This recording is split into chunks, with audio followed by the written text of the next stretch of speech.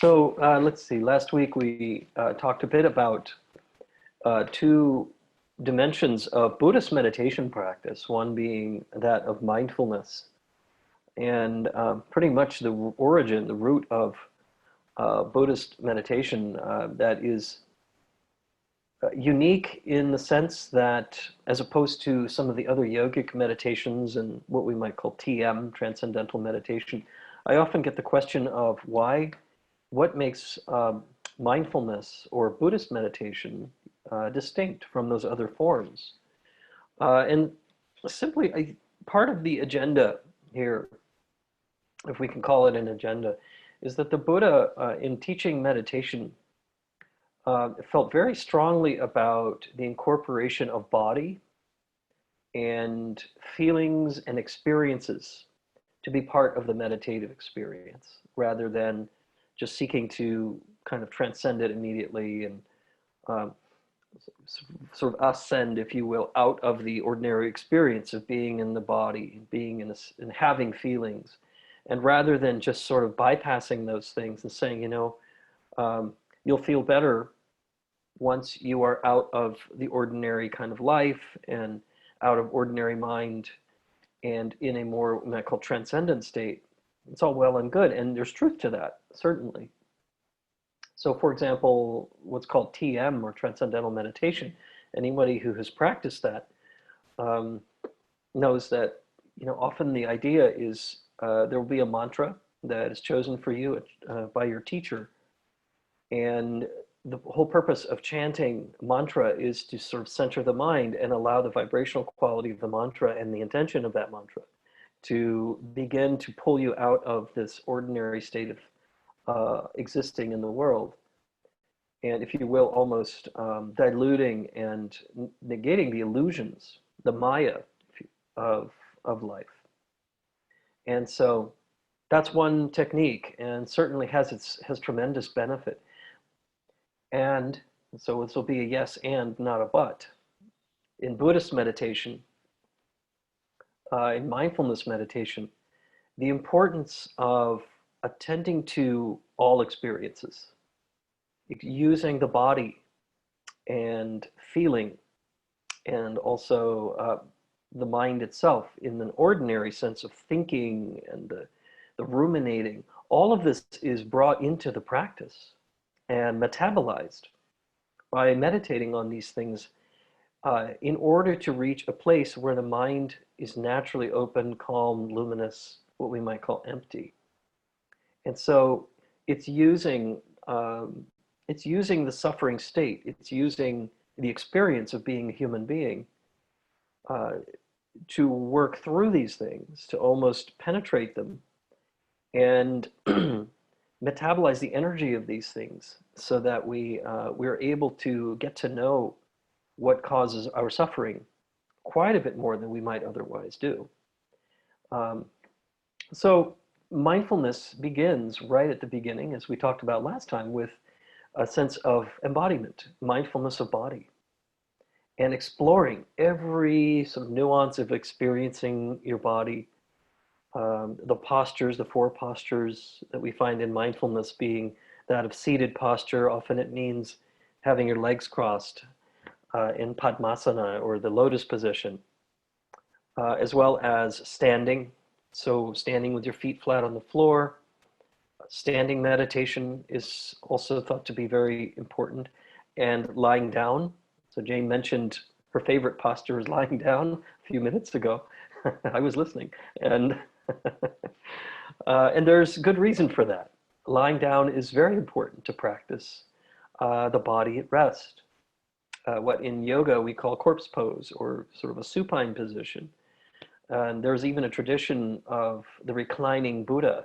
Anybody who has seen kind of a representation of the reclining Buddha lying on his side in a supine position. Very, very kind of one of the important positions to take in that, even in that sleeping posture or the reclining posture, that there is still awakening. And then the last one is walking meditation. So even the act of taking a step, some of you maybe have done walking meditation. We've done that recently in February at Marie's house. Marie led us on a beautiful walking meditation at the park at the lake near her home when we had our day retreat. And that's rooted right there in the mindfulness teachings, is to be mindful as you are walking, to incorporate being embodied, being a human being, being in the world, and acting, and that mindfulness can be unfolded into our conduct and into our responding body, speech, and mind. Important in a worldly sense to practice mindfulness, to integrate that into our experience of daily life. So it's not just sitting on a cushion and blissing out, which is great fun to do, and it feels good. And it can be part of mindfulness too. But that's that the entirety of our practice is included. We also gain, in Buddhist meditation, we also gain kind of the capacity to respond to our internal states, to our feelings and our thoughts with kindness, with loving kindness, with compassion, which is a huge theme, especially in Tibetan Buddhism, the cultivation of compassion, of the spirit, the mind of awakening through unconditional love, known as bodhicitta. Bodhicitta is the term for that spontaneous arising of compassion when we encounter suffering. And by doing this, by practicing in this way, our own awakening is thus tied into being compassionate in the face of suffering. It's not something we plan out in advance when we encounter suffering. Even in the chaplaincy work that I did at Dana-Farber and Brigham and Women's, you can't plan, oh, I think I'm going to respond compassionately this way, this way today, because you never know in a triage situation what you're going to encounter going in that day. And so you ready yourself, you basically equip yourself to respond compassionately, and including the arising of your own suffering. So responding even to yourself and your own suffering with self-compassion. So these are all dimensions of mindfulness and of compassion meditation that really, I think, are the hallmarks of Buddhist practice. So mindfulness being that very first stage, becoming mindful of being in your body, mindful of the senses and of breathing. Even when you're eating, you know, there's the whole example of eating a grape.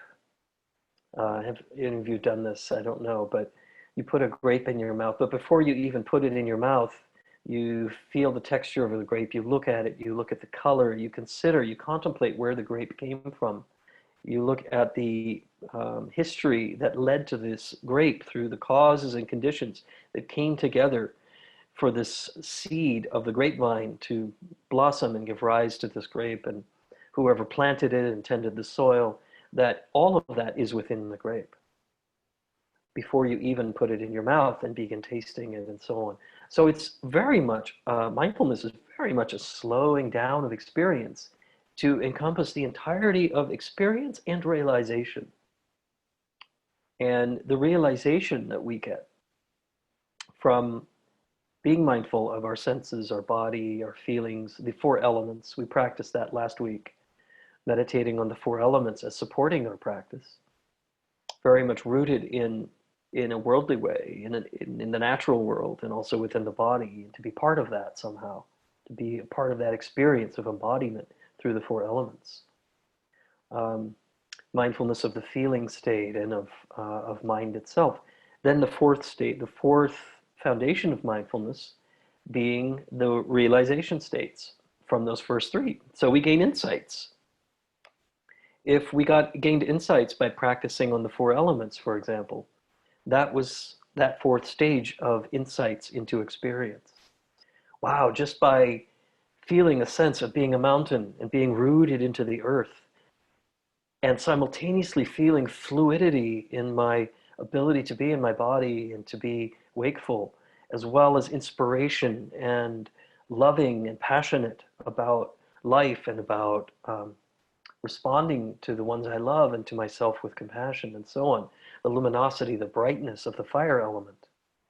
And then the space element, the element of mind, of awareness itself as being clear, spacious, and boundless. That all of those bring us insights.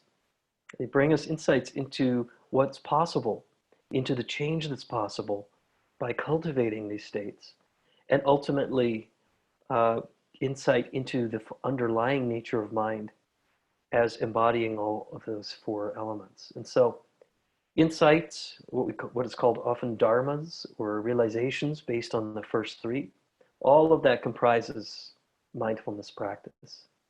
And what I wanted to sort of move into a little further today is that fourth stage that we didn't spend much time on last time, vipassana, or in the Tibetan, in the Sanskrit term, vipashyana. And so part of the cultivating part, if you will, the muscle of mindfulness that we discussed, had to do with this term called shamatha. Shamatha, calm abiding based on sustained voluntary attention, by just allowing mind to rest, allowing mind to rest on an object of attention. So mindful breathing, cultivating shamatha by voluntarily resting your attention on your breath, and when it wanders, you notice and you just bring it right back. Keep practicing. So this shamatha is then followed by vipashyana. Shamatha and vipashyana.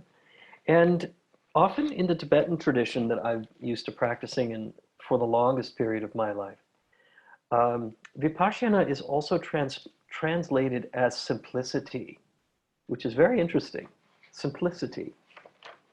That it's not a terribly intuitive leap. You would think insight makes more sense, but simplicity is really the spirit of how we are abiding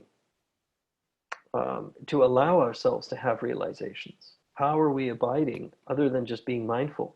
We're abiding with insight into the nature of our experience. And that requires almost a sense of abiding restfully, an easefulness in the practice itself, and really abiding fully in the present moment. So vipashyana, or this quality of simplicity, there's actually a phrase in Tibetan, chungmat yoktan, chungnan yoknatang simachin le.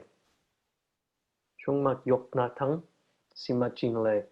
That means, it literally is translated as, just as water, if you don't stir it, remains clear, so too does the mind find its own path to quiescence, to peacefulness. So just as water, if you don't stir it, remains clear, so too does the mind find its own way, if left to peacefulness.